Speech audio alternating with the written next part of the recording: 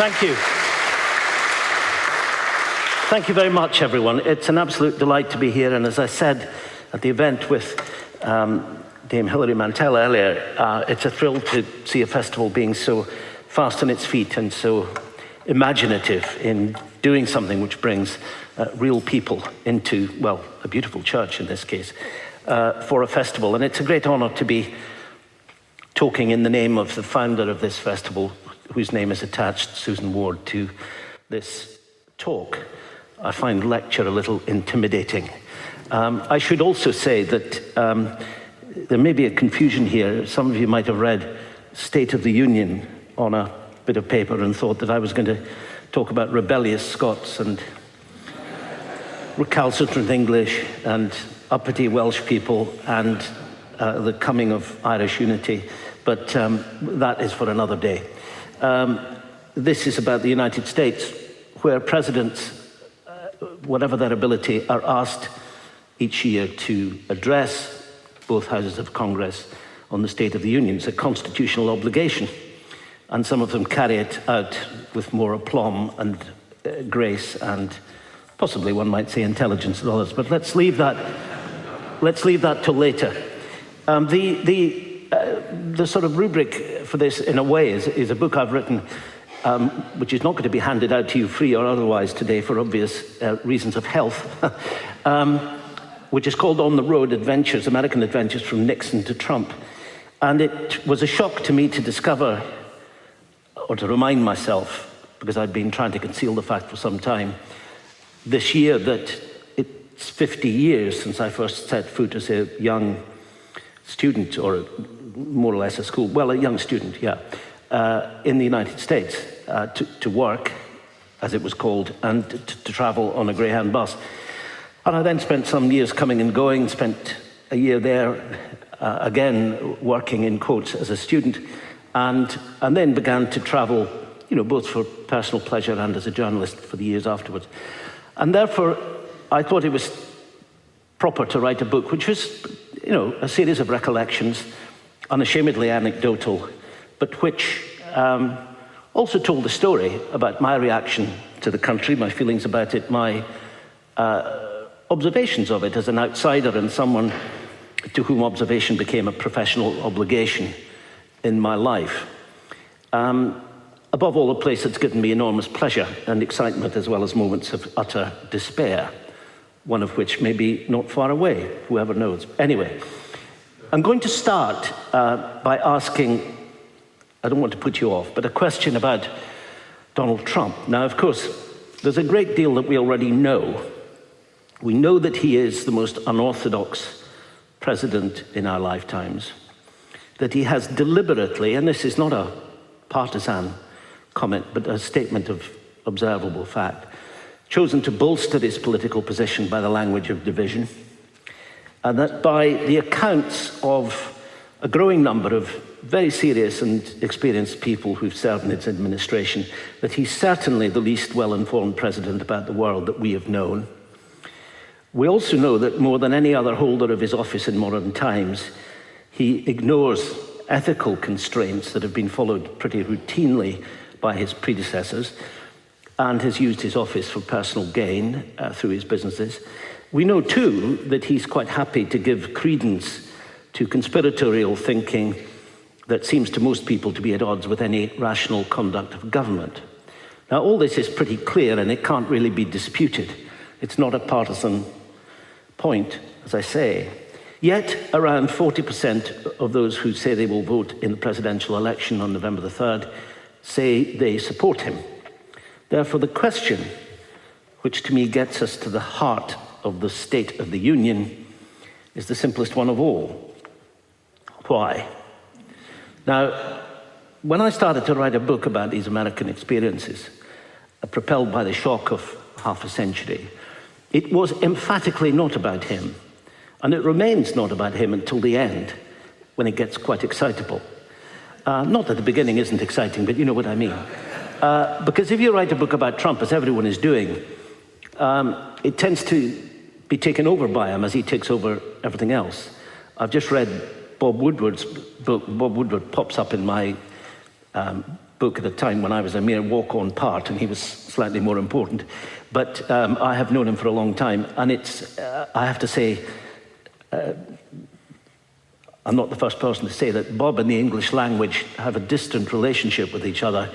But it does tell you a huge amount about the president, who gave him 17 interviews between January and July, which makes you think he must be off his head.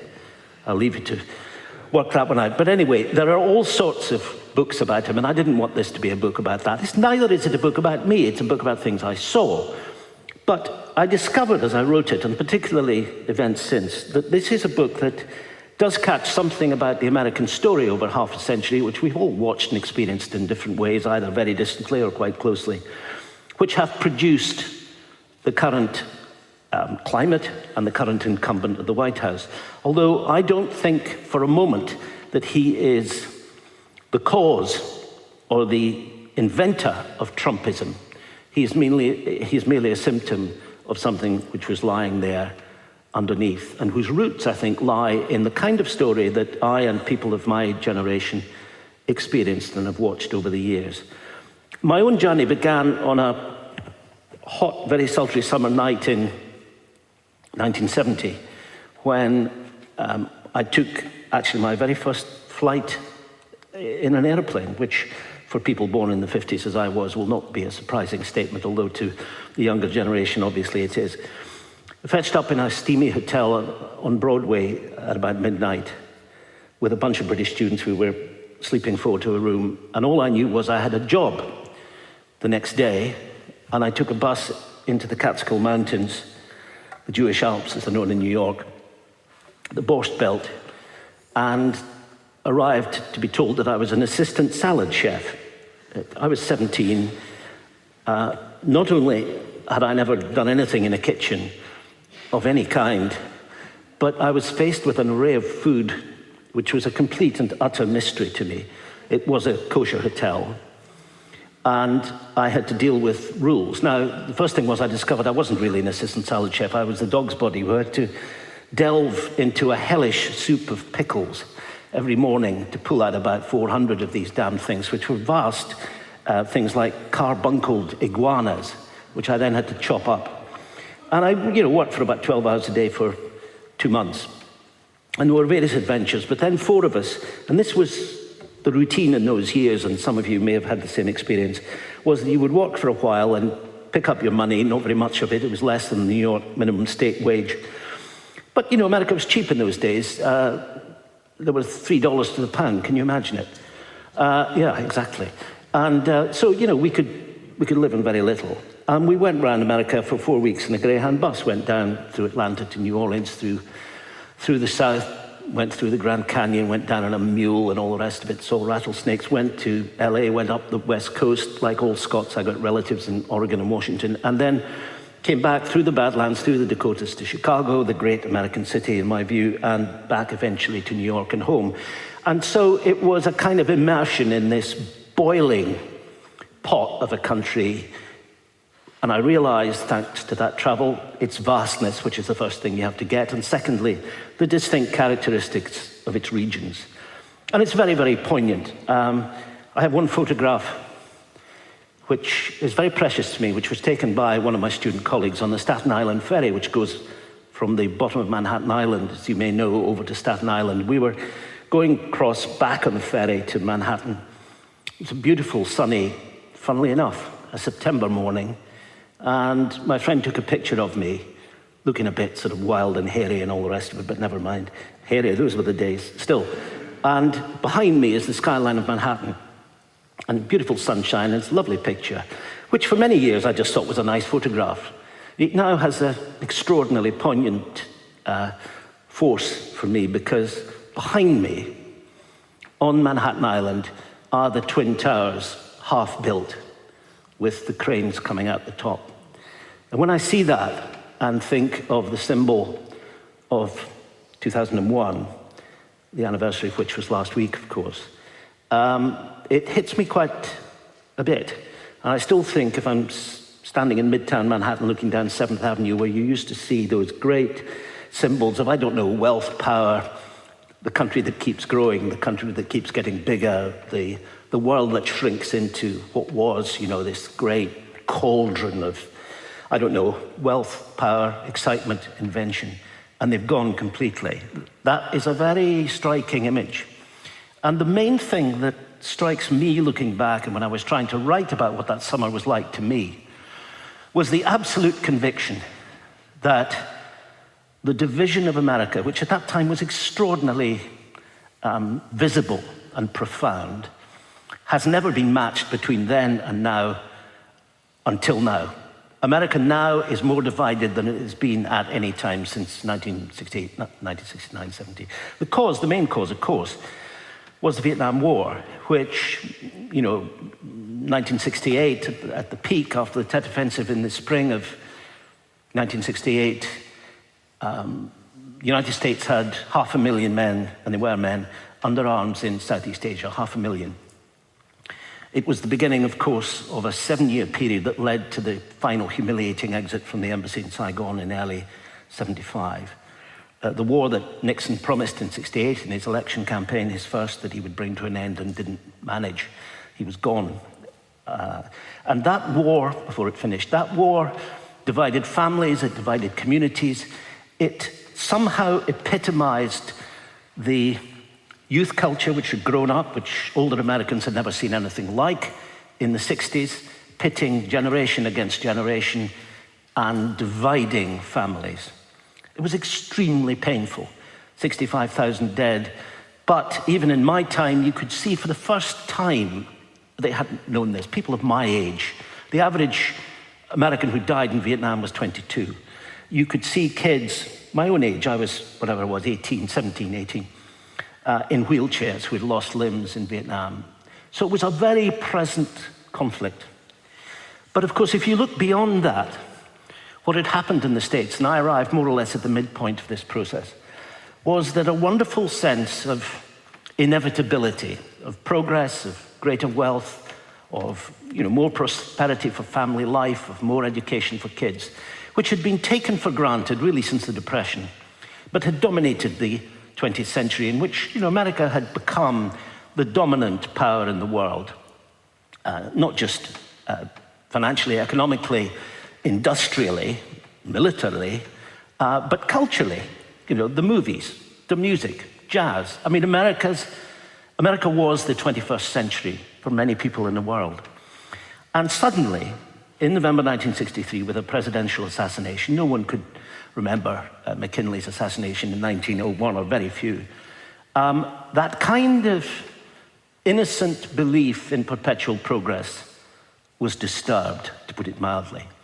And in the 10 years that followed that, let's take it up to the year after Nixon's resignation in August 74, as a consequence of the Watergate imbroglio, America went through a profoundly shocking experience. They tried to come to terms, Johnson, not having succeeded Kennedy, tried to come to terms with the racial unrest and difficulty. The civil rights movement was getting a head of steam up in the South. Race, which Hillary Clinton, in an interview I quote in the book, said to me, I mean, it's now a cliche, but it is the original sin, which had to be expiated. Johnson passed the Civil Rights Act, the Voting Rights Act, with brutality as only he could produce with the Southern senators, who were all Democrats, of course, because they'd hated Lincoln because of the Civil War. I mean, it's so bizarre. It's one of the great paradoxes of American politics. Got those through, and yet the unrest that was stirred up by Vietnam and the feeling that the desegregation wasn't going fast enough was then, in 1968, at the height of the war, shot through with another sort of fire with the assassination of Martin Luther King in April, the assassination of Bobby Kennedy 6 weeks later, Johnson's removal from the White House effectively when he said he wouldn't run again because Gene McCarthy, an anti-war candidate, had got 35% in the New Hampshire primary. So the whole of Americans' kind of expectation of simple progress was shattered. And then, just as they were coming out of this, as the war was beginning to come down, and Nixon, in an extraordinary act, which I think should still be celebrated by people, made his amazing journey to China. It's hard to remember what a big thing that was for Americans at the time, in 1971-72, just before the second election, surprisingly enough. And then Nixon, of course, was embroiled in Watergate, which I have to say, looking back from the current position that we're in, was a Sunday school picnic. I mean, the stuff, there was stupid stuff, there was illegality, there was a kind of dark underworld of, petty corruption and political arm twisting and a kind of attempt to get round the law. And all of it, much of it, was pretty disgraceful. But frankly, we'll come to that later. Anyway, Nixon, after all the stuff about the tapes and all the rest of it, was removed. Had to resign when he realized, having been impeached by the House, that he had no votes left in the Senate. Resigned on the 8th of August, effective on the 9th. I remember it was my 24th birthday, on the August the 9th, 1974. And the shock to the American system of a president being brought down was profound. It really shook people. I remember Hugh Scott, who was a fuddy-duddy old Republican senator from Pennsylvania, sort of decent country club Republican, standing on the steps, I saw it on television, standing on the steps of the Senate Russell office building, having seen the published extracts of the tapes, the White House tapes that Nixon had to admit had been recorded, and eventually the Supreme Court, in a case wonderfully entitled Nixon versus the United States, allowed to be published. And Scott standing there in tears, the Republican minority leader of the Senate, saying he never thought he would live to see the day when a president of the United States said "goddamn" in the Oval Office. Now, if you spool forward to 2016 to 2020, I need say no more. So that idea of division, I think, was one that came naturally to me then and now. And then if you look at, it's impossible not to feel huge sympathy for Jimmy Carter. There he was elected as the antidote to Nixon and Watergate, governor of Georgia, but more important, a kind of, slow-speaking, softly spoken, gentle man who had never had anything to do with Washington.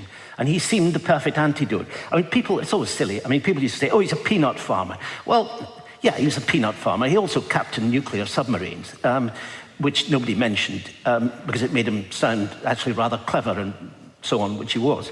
But it suited everybody to say, oh, let's have a peanut farmer.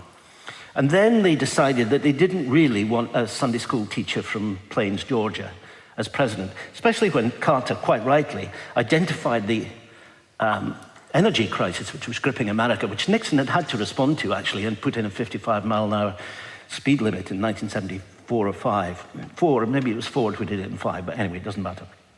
Carter grabbed this and said, look, the Middle East has got us by the short and curlies. We can't carry on like this.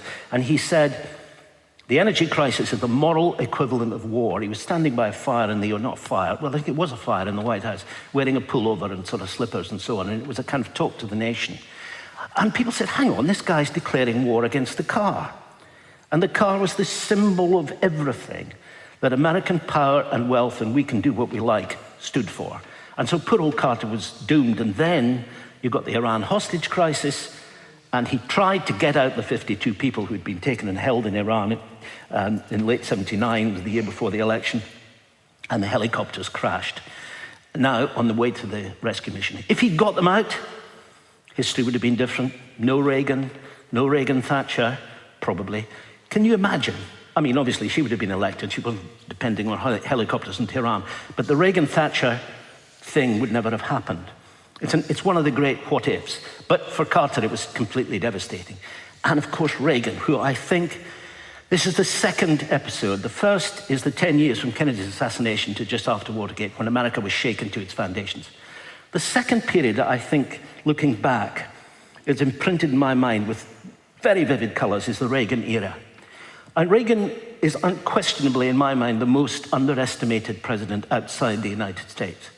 He was caricatured, which admittedly is fairly easy, as a kind of, bumbling B-movie actor. Been governor of California for 2 terms, but people don't remember that.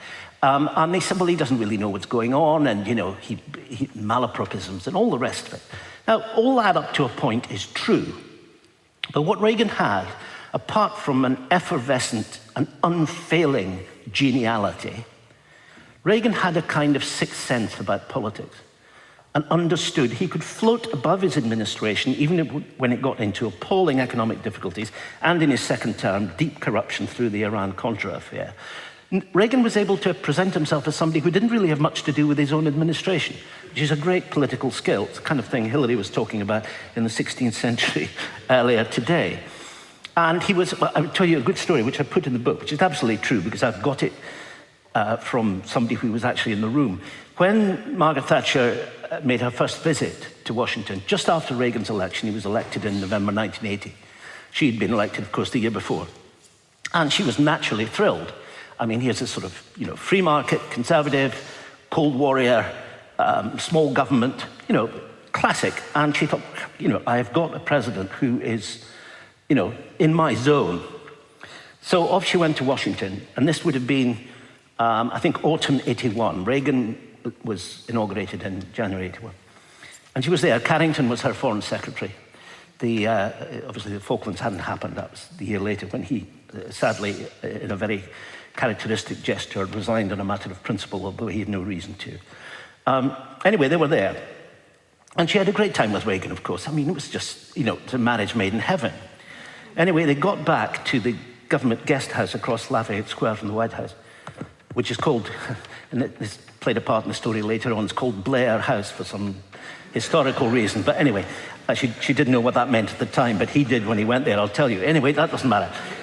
So she's sitting there in the evening. Of course, she's high as a kite. She's been with the president. They had a wonderful time. He thought she was wonderful. She thought he was wonderful. I'll do anything for you.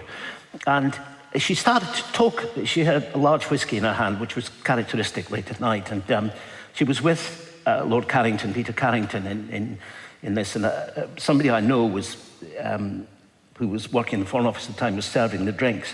And she was starting to talk about Reagan, and Carrington, being a very wise old bird, sort of pointed to the ceiling and went, meaning it would be wise to assume that the place was bugged. And he knew what she might say, but she carried on, sip of Macallan, and she was away. And she said,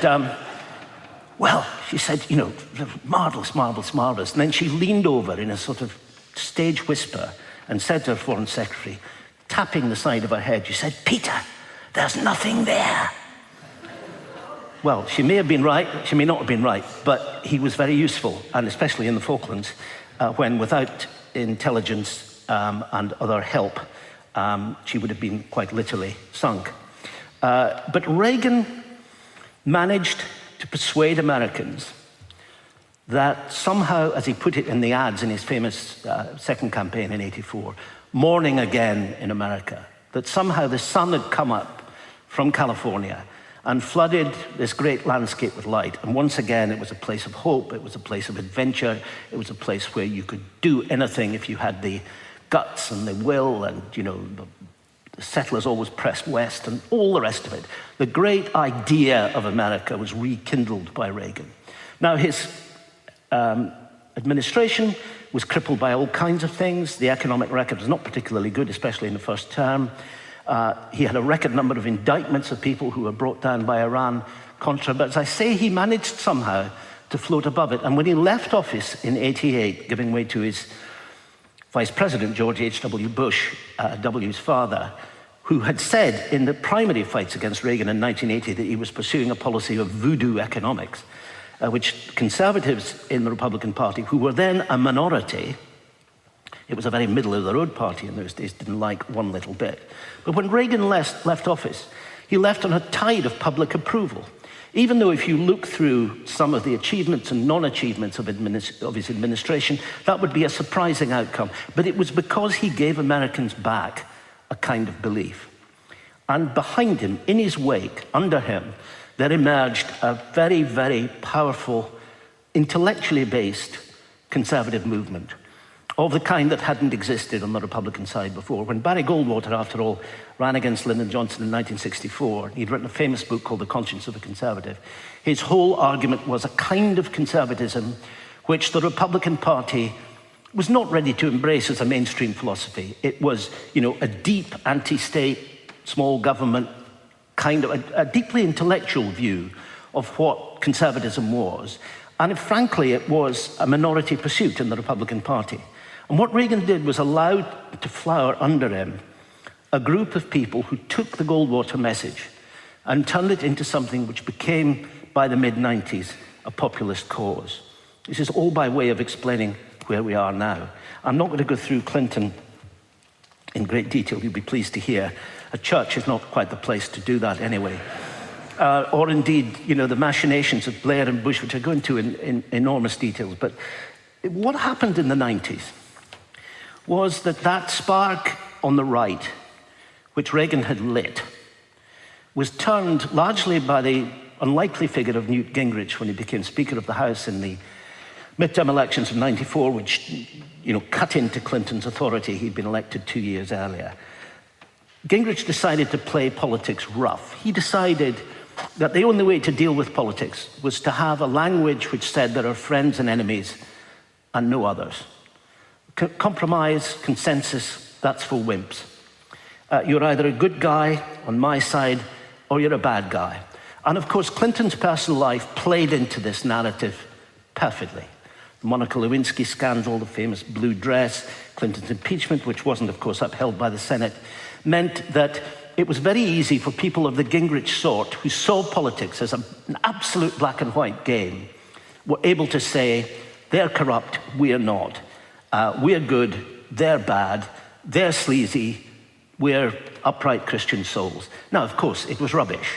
Gingrich himself had to resign the speakership, and speakership, of course, in the American House is not an impartial job like our speaker. It's essentially leader of the majority party. He had to go because of an affair with an underage member of his staff. So, come on. But what he did was he poisoned the political well. And from then on, there was really no getting away from what in those days was beginning to be called a culture war, which has now become a cliche. But it is a culture war.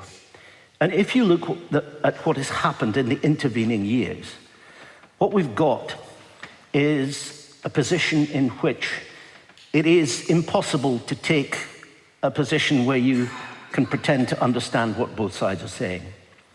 You have to pin your colors to the mast. A friend of mine, my quote in the book, Philip Bobbitt, who's an author and a professor of constitutional law, and he's got a political pedigree, and Lyndon Johnson was his uncle. But he's an extremely distinguished academic. And he told me of a dinner that he was at with Gerald Ford, who was Nixon's successor, of course, after his resignation. Ford was vice president.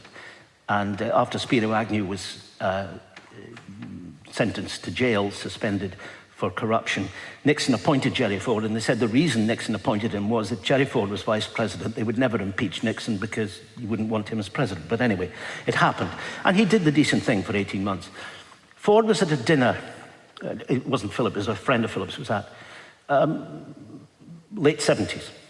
And of course, he had famously pardoned Nixon for his Watergate crimes in 78, 76, when he was president, saying the country has suffered enough. And somebody said to him, look, do you regret this? Because if he hadn't issued that pardon, he probably would have been elected against Jimmy Carter in the 76 election. And Ford said, no, I don't regret it for one moment, because I was beaten by a good man. And Philip said to me, it is literally inconceivable that anyone at the top of American politics would now talk about the other side in those terms. It has become such poisonous swamp, as Donald Trump would call it. There are many reasons for this. I like to think that one of them is little noticed, but it's when Reagan, very close to the end of his term, abolished, there was a fairness doctrine in broadcasting. It was a legal obligation on broadcasters to try to be fair. Now, it didn't have any rules about balance or time or, anything prescriptive, but it was a kind of legal balance, a legal obligation that if you got a license to broadcast publicly, you had these obligations. And it was taken seriously by the big networks. Reagan, at the behest of some of his more Spartan supporters, abolished this. Around the same time, by chance, Reagan sold a ranch he had outside LA, which he'd bought, when he was a movie actor in the 50s for nothing. One of the big movie studios in Hollywood wanted to use it for outdoor scenes, and it had canyons and all the rest of it. We've seen it, how we used to watch those cowboy films, and you see them going around the same canyon again and again. You get to know the terrain quite well. Anyway, Reagan sold him this ranch for a vast amount of money. It meant he had done it before he became president, of course. He was personally a pretty straight person, by all accounts. And this was done, but he'd sold this thing to one of the big Hollywood studios, 20th Century Fox. If you spool ahead, Reagan abolishing the Fairness Doctrine, 20th Century Fox being bought by one Mr. Murdoch and giving birth to Fox News, which became unashamedly the partisan outlet for a particular right-wing version of where America should go. And you see how we've got now into a polarized landscape in the States, which denigrates civilized debate quite often and is affecting both sides of the divide, but is driven fundamentally by the Fox agenda. And so Donald Trump emerges in 2015, 2016, not as the cause of this, but as the natural, as somebody put it to me, the natural love child of corporate greed and 24-hour cable news. He was the person who epitomized everything that happened to public debate. And he sees it all in terms of winners and losers. There's nothing in between. It's all a New York property deal or a TV reality show which happens to be involved in public policy. And no wonder he is embarrassed by the revelation or the claim the other day, which this gives him some difficulty. A reporter on Fox News confirmed that the reason he didn't want to visit the cemetery in Paris in 2018 during the G8 when it was raining and he was worried about his hair was that all the people who were there, the dead American soldiers, were after all losers. They hadn't won.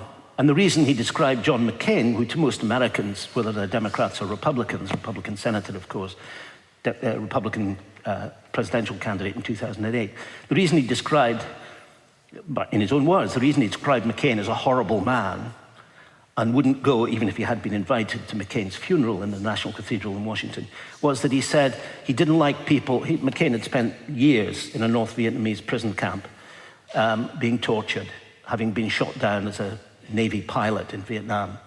And Reagan said he didn't like people who were shot down and captured. He preferred people who won. Now, that's the kind of mentality that's been brought to the White House. Wherever you stand, left, right, or center, it changes the landscape. And I think when you get to the question of why, you've got to look back at some of that history. I should say that this makes it sound as if my book, which I hope we may find from some suitable outlet, preferably an independent bookshop, is not a political polemic, nor less a pseudo-history of the United States. In fact, it's full, perhaps too full, of anecdotage, of moments, of people I've known, of an extraordinary meeting with Rose Kennedy, mother of the president, with Lillian Carter, mother of the... I must tell you, actually, just sort of to break up this political rant, which will come to its conclusion fairly soon. I was at the... It's going on my beard again, yes. What I laughingly call a beard.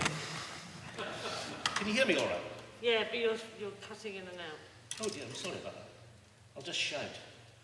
Which I'm accused of doing most of the time anyway. Is that better? I was at the 1980 Democratic Convention in New York. It was Jimmy Carter's second convention. And I was working in newspapers in those days, not on the BBC. And Teddy Kennedy, Senator from Massachusetts, the late president's brother, and Bobby Kennedy's brother, of course, had decided to challenge Carter for the Democratic nomination. And it was, in truth, a disastrous campaign. His heart really wasn't in it. The memory of the awful accident at Chappaquiddick 10 years ago, which, for younger listeners, I won't go into the details, it'd take too long. But anyway, it was a personal horror which came back to haunt him. He was never going to win it. Anyway, we got to the convention, and by chance, I had a friend in Edinburgh whose father worked on NBC, the American network. and who was anchoring the radio coverage of the convention for the NBC radio network, local radio stations all over the country. And he kindly took me to lunch and so on, and he said, well, why don't you come up, you're a foreigner, you're here, why don't you come into the booth and make some comments, after some of the speeches, in a kind of, match of the day panel thing. So anyway, I turned up. This is the night Kennedy was making his concession speech, which turned out to be one of the great convention moments. He made a wonderful speech. It was a half-hour demonstration, it was a great thing. And a huge thing about will he shake hands with Carter, and it was all very exciting at the time. Anyway, I was up in this booth, and I said, who are the other guests? He said, oh, there are two more people coming in. One was Theodore H. White, who had written The Making of the President books, which I'd been reading since I was that high. Started in 1960 and wrote one every year. So I was already in awe. And I said, well, who else is coming? And they said, oh, Miss Lillian Carter, the president's mother, who was 84. So in she came. And she was a gracious southern lady, of course, great sort of character. And Teddy got up and made this incredible speech. And of course, he'd been tearing, bits out of Carter for months. It was a desperately unpleasant campaign on both sides. And anyway, after it was all over, and there was this great demonstration in Madison Square Garden for half an hour. And after we were off air, Ms. Lillian turned to me and said, well, that truly was a wonderful speech. And she paused and said, I sure hope nothing happens to that boy. And I thought, oh dear, dear. There we go. Anyway, so it's full of all that sort of stuff. So it's not a kind of, it's not a political rant, but it's trying to explain Trump. And here is the explanation. By the time that you got to 2016, even after the Obama presidency, which had many successes and some failures, but many successes, but which was hobbled from the start, inevitably, by the fact that the economic crisis and shock of 2008 occurred in the months before he took office, before he won the election in November of 2008. So the Obama administration was always fighting an uphill battle from the very beginning. But also, underneath it all, and I think we've seen this since, was the feeling among a lot of Americans, a guilty feeling, which they couldn't quite express, but felt that somehow he wasn't a proper president, for the oldest reason of all. And that feeling, I think, emerged afterwards. So you take that, and you take the pent-up feeling among people who felt patronized and ridiculed because they lived in what's disparagingly known as the Rust Belt, where the steel mills were closing, the mines were closing, the jobs were going to Japan, who were just angry. And they were angry partly because they couldn't pay the kids' college fees, and life was not as good as it was supposed to be, and that they'd been told by the parents, who had been told by their parents, that the thing about being an American was that every generation is better off than the one before, and every generation has more opportunities than the one before. And they believed, not entirely unreasonably, that that was no longer true. And that the idea of perpetual progress was turning into a fear of decline. And along came Trump, who offered no intellectual analysis of this, but simply said, I will always say what you're thinking. I don't care what it is. I will say it. You'll get it straight from the shoulder from me. Now, Trump, of course, was clever in one way. I mean, Trump's interest in evangelical Christianity, I think, is as near zero as you could imagine. I remember an interview he did with Jerry Falwell Jr., who's since been disgraced. Most of these people eventually are, because he was pictured with one man and one woman in a state of undress and a glass of wine, and for his followers, that's a wee bit too far. But I remember an interview with Falwell and Trump where Falwell stupidly asked him, what's your favorite passage in the Bible? And I mean, across Trump's face, there flitted this fearful look. I mean, forget it. I mean, the Lord's Prayer, I don't think so. 23rd Psalm, the Beatitudes. I mean, this is double Dutch to Donald Trump. So he just said, all of it, it's fantastic.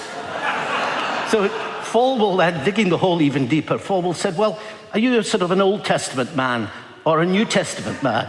Trump's I think they're about equal. They've both got things to be said. I mean, honestly, you can find it online. It's worth seeing. Anyway, but he just thought, right, I'll play to this. And essentially what he has said to the echo chamber on the deeply conservative right, vote for me and I will do one thing. You may say that I behave inappropriately with women, that my business affairs are not entirely clean, that I'm rather too fond of President Putin. Okay, but I'll tell you one thing, I will give you the judges that you want. I will give you the judges with the Republican Senate that will take this country in a socially conservative direction. You don't need to ask any other questions. That's what I'll do. And he would say, and Mitch McConnell, the leader of the Senate, would say, that's what he's done. But fundamentally, what he was doing was acting as a sounding board for a very understandable, inchoate rage. Somebody put it to me this way during the 2016 campaign. You imagine a guy sitting in a Youngstown, Ohio, it used to be a prosperous old steel town. Now, pretty well washed up, like towns in Pennsylvania, southern Michigan. The cars have gone from Detroit and all the rest of it. And he's sitting there with his wife. They've got 2 kids who are going to college. He's lost his job. Steel mills left town. She's doing 2 jobs to keep things going. She's working in Walmart. She's cleaning the school. Walmart's moved out of town because it's sinking. There aren't people shopping. So they're sitting there at the kitchen table and they're thinking, what do we do? How do we keep things going? And they turn on the news. And the first story is a Black Lives Matter demonstration in Chicago. And the second story is a story about a row over transgender bathrooms in North Carolina. And they sit there and they shake their heads. And then up pops Donald Trump. He says, I know what you're thinking. It's no surprise. But the next part of it, which I'll just say very briefly in conclusion, is, before we get questions, is that it's one thing, Mario Cuomo, the former governor of New York, whose son is now the governor of New York, Andrew Cuomo, famously said that you campaign in poetry and you govern in prose. Donald Trump's poetry may be rather crude, but it is a kind of grotesque poetry of its own. The trouble is, you then have to govern. And all the evidence, which is pouring out of people who were in the heart of the administration, and very serious people like Jim Mattis, former Secretary of Defense, like Tillerson, the former Secretary of State, i.e. the Foreign Secretary, at least 2 former Chiefs of Staff and 2 former National Security Advisors, people steeped in how a White House works, the whole firefighting that's involved in a presidency, the delicacy of dealing with Russia and the rising China, and the problem over Taiwan, let alone North Korea, are writing more and more anxiously and fervently with, 50 days to go to the election, that there is no grip on policy in the White House, that it is made up as you go along, that it's based on an extraordinarily ignorant, and I mean, that's not, that is not a controversial word to use because they are using it again and again, view of the world. I mean, Trump's view about NATO and what it has or hasn't done is historically deficient. There's no question about that. Of course, there's an argument for European contributions to NATO rising. There's a perfectly coherent argument. But if you're going to make it, you need to make it from a basis of understanding what the alliance was there for and what it needs to do. And it comes back, of course, to Donald Trump's refusal, which he consistently adheres to take on the authoritarian Mr. Putin, for whom he has a great deal of admiration and admits it. Well, you're entitled to admire Vladimir Putin if you want, but you better explain why. And when people ask what the real conundrum in America is, it's twofold.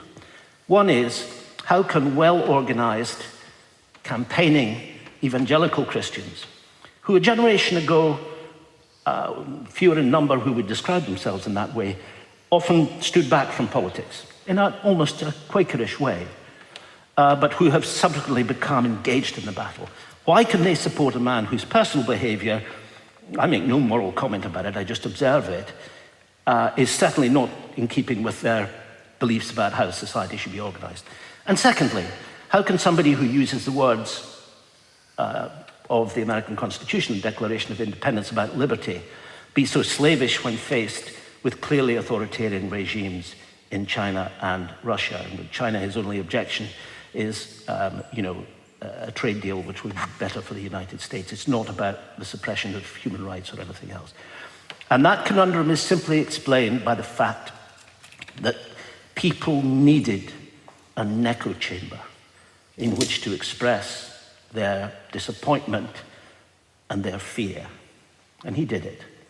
Now, whether we'll come to this in questions, I'm sure, whether Biden has got the capacity to take that on, the polls suggest that he has, but there are a couple of months to go. The first debate, incidentally, which I suspect will be worth watching, is on the 29th of September in Cleveland. It'll be the middle of the night, but put on your recorder. There'll be 3 of them. At the moment, you would have to say Biden's favorite to win, but you would also have to say, looking back at 16, that nothing is certain. But I think that's where we are. And what's interesting to me is that we're seeing the playing out, not of something new that was invented by Donald Trump, but of something old. And it is about the American promise itself. There's a phrase of Alistair Cook's that haunts me, which I put in the book. At the end of his majestic television series in 1972, America, where he told the whole story it was one of those mega series like Civilization, The Ascent of Man, Cook's America. And almost his last shot to camera. And Alistair loved America. I mean, he'd become an American citizen in the 50s. He'd been visiting there since the 20s and lived there since the late 30s. He just adored it, its vitality, its verve, its diversity, its kind of sheer complexity. And he looked at the camera and he said, in this land of the most persistent idealism and the blandest cynicism, the race is on between its decadence and its vitality. That was 1972, and I think that's still true. And I go back, I was thinking of books. I remember Ray Seitz, a former American ambassador in London, were having an argument, discussion around a table one day. If you had 3 books that you would give to somebody who was going to live in America for the first time, what would they be? And we settled on 3, which seemed to sum it up. One was James McPherson's History of the Civil War, because if you don't understand the Civil War, you don't even begin to understand America. The second was Moby Dick, because that's all about the fight between the elements, the struggle always to persevere and to tame this wild country and to exert control over apparently the uncontrollable, in this case, the great white whale at sea. And the third, of course, The Great Gatsby, the essay by Fitzgerald on the 20s, written in, 28, 29, just before the great crash, in which he looks at the emptiness of wealth symbolized in the figure of Gatsby himself, and ends with that wonderful line where Nick Carraway, the narrator, goes back to the Midwest whence he came and looks back on what's happened to the East and the mad kind of whirl of Wall Street and the Jazz Age. And he said, the last line of the book, "So we beat on, boats against the current, borne back ceaselessly into our past." And so Trump, it seems to me, is nothing new. It's an old story. But never in our lifetimes has the chapter that's going to be written in this election had greater significance. I can't think, certainly in my lifetime, of an election where the fork in the road is more obvious. Look forward to November the 3rd. Thank you very much.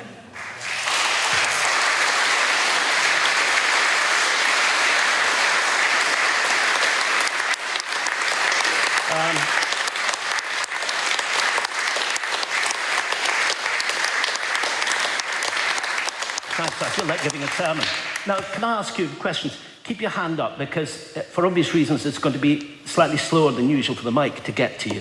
So if you just keep your hands up and keep them coming up. Yeah. Fire away. I'll try to be brief, which is a bit of an oxymoron. Thank you for coming to Budley Soul. Pleasure, lovely to be back. It's lovely to have you here and to actually have a lit fest of some sort. Wait. You're not American, Barbara, are you? I am indeed. Yeah, where from? From California. Oh, well, that's okay. So I remember Reagan well. Yes, maybe I was a bit kind. Anyway, carry on. This may be the subject of your next book, which I hope Yes. that you'll contemplate writing.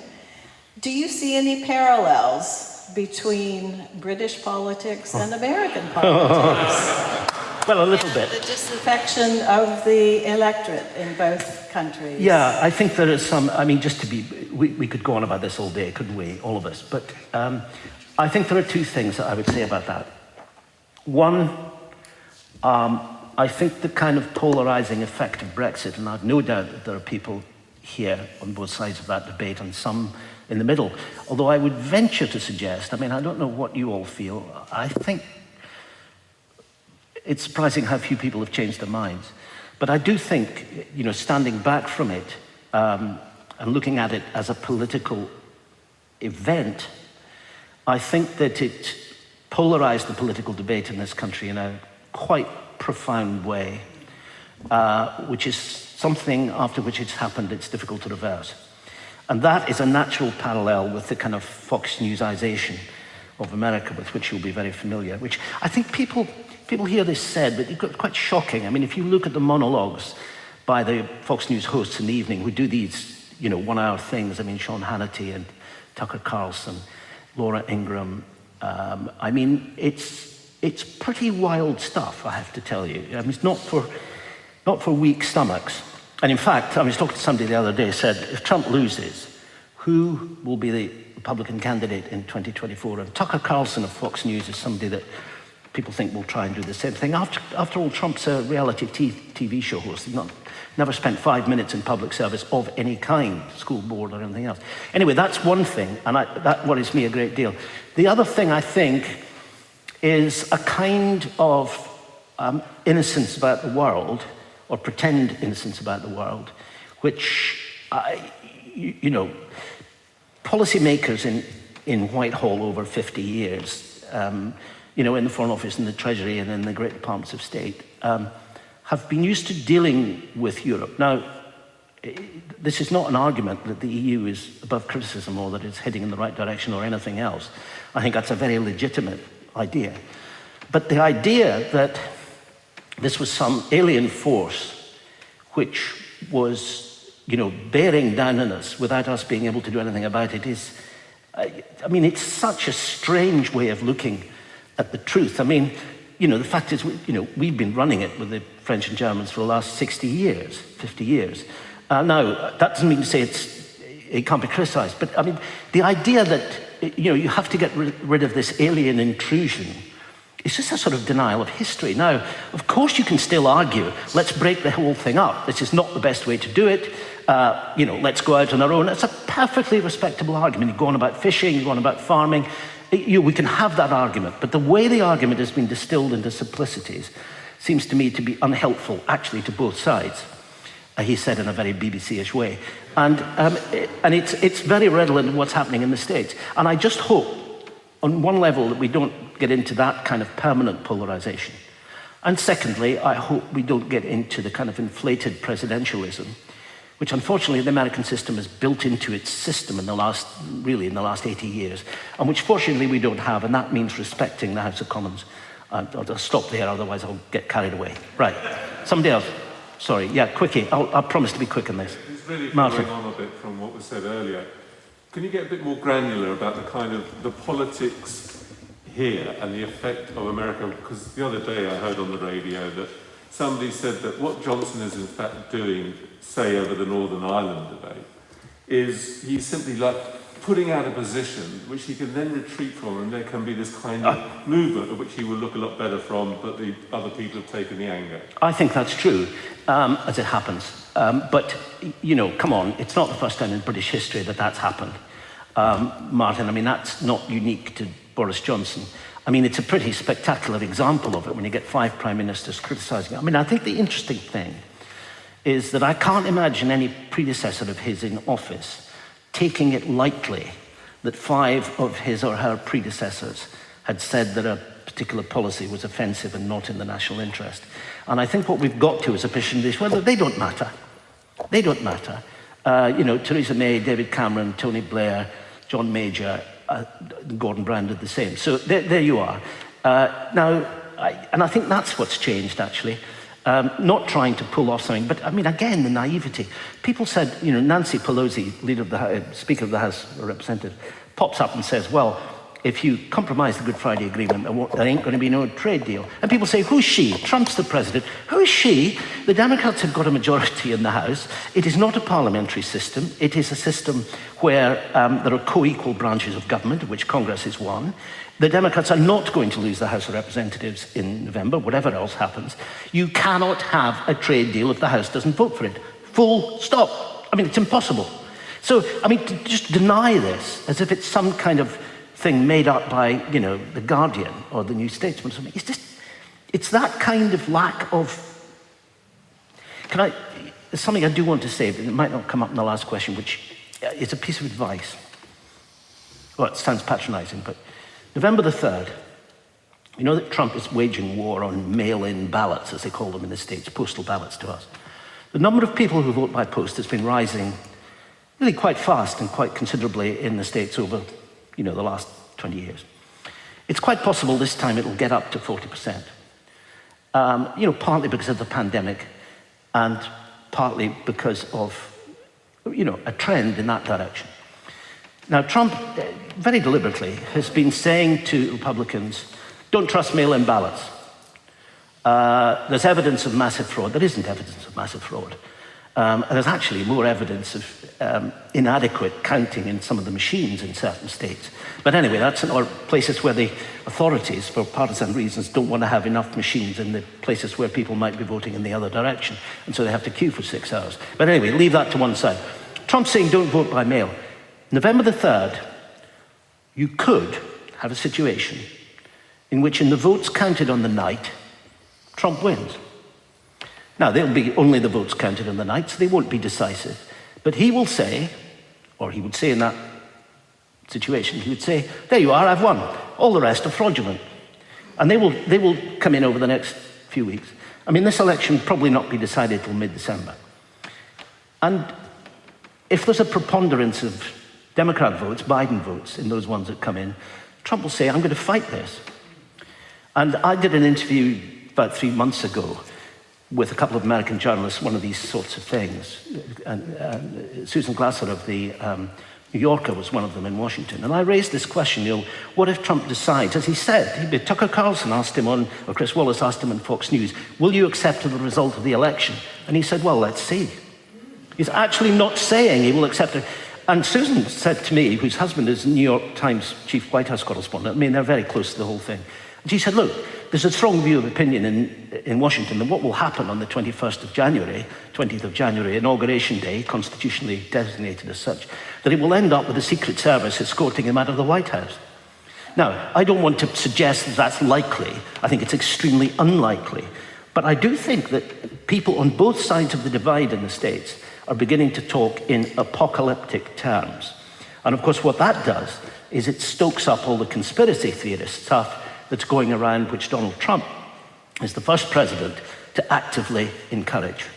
Anyway, I'm sorry, but I wanted to get that in because I think it's really important. And I'll take one more question and then I think we're doomed. Are we? No, yeah, 2 more. Let's be quick, 2 more. It's a really important, oh, well, that's fine. You've all dried up. Is anybody else? Oh, there's one here. There's one down here as well. Let's take that one and then one here. And I'll promise to be quick. Right, you've got the mic first. Very slightly off the subject, but I wondered what your views were on the future of radio journalism against the background where the BBC have announced it's axing specialists. Of which you are one. Of which I'm one. Well, look, I can't really talk about internal stuff, which is a weedy thing to say, but it's true. Look, radio journalism will survive in one way or another. You know, convulsions, bureaucratic convulsions go on all the time. Most good journalists in the BBC and good editors in the BBC do not want to see any diminution in the variety and range and quality of radio journalism. And I think there are enough people in the BBC to make sure that it doesn't happen. And I just leave it at that. Thanks. Right. To go back to your comments on whether Trump will actually leave the White House on Inauguration Day, I've read about, in some states, armed groups who are going to support him, and that in New Yeah. York, other groups to fight against him. Do you think that's much of a risk? I do. And, it's easy to get carried away with this stuff, and I don't want to sound somebody who's predicting, blood in the streets and riots and all the rest of it. But the temperature is very, very high. It's high in all respects. I mean, you saw what happened in Portland, Oregon, and you saw the backlash over Floyd. And the interesting thing about this is, it doesn't matter whether you're talking about Republicans or Democrats. Every single president, certainly in my lifetime and yours, would have seen it in those circumstances as an obligation to try to calm things down and bring people together. It's often said, oh, Trump's just doing what Nixon did. No, that's completely wrong. Nixon was a challenger in '68. He was fighting Hubert Humphrey and Ed Muskie for the White House. And, you can look back on it and say, well, he shouldn't have used the law and order thing in such an irresponsible way. That's a point of view. But he was not a sitting president. And there has never been a sitting president who has deliberately not tried to bring people together. I mean, that awful comment, which sounds paradoxical considering what I just said about the white supremacist march in Charlottesville, which is, 2017, when people were carrying Nazi flags, and Ku Klux Klan hoods.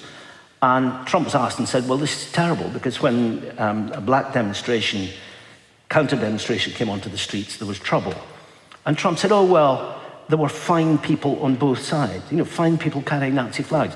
And, a lot of Americans, decent Republicans, are absolutely horrified by that. Because they say, well, hang on, what the president should be doing is getting into the middle of this and saying, look, I'm not going to take sides on this, but I'm going to sit down and we're going to sort this out, blah, blah, blah, blah. And quite deliberately not doing that. And I think that there are people, and it's a country of guns, and I'm afraid there are people who try to take the law into their own hands. But, I think the idea of him being pulled out screaming from the White House on the 20th of January, I think it's a kind of fantasy, really. I don't think it'll get to that. But I do think that if there's a problem with any voting on the 3rd, and there's a huge disparity between the plurality in the paper ballots, as it were, whether they're electronic or hand, and the mail-in voting, I think it's going to be a very, very ugly thing. James Fallows of The Atlantic, who's an American journalist I admire as much as any I know, said to me, I did an interview with him for one of these end-of-year BBC things, between Trump's election and his inauguration in 2016. And I said, looking at what Donald Trump has said, this is before he set foot in the White House, and the things he's promised to do and the way he's promised to do them, what is your analysis? And he said, and Fallows has been a journalist since the 70s, and he said, this is going to be the biggest challenge to the American Constitution and its institutions since the Civil War in 1861. And I think, as a parting, cheery thought in thanking you very much for having me here, I think that's absolutely true. Thank you.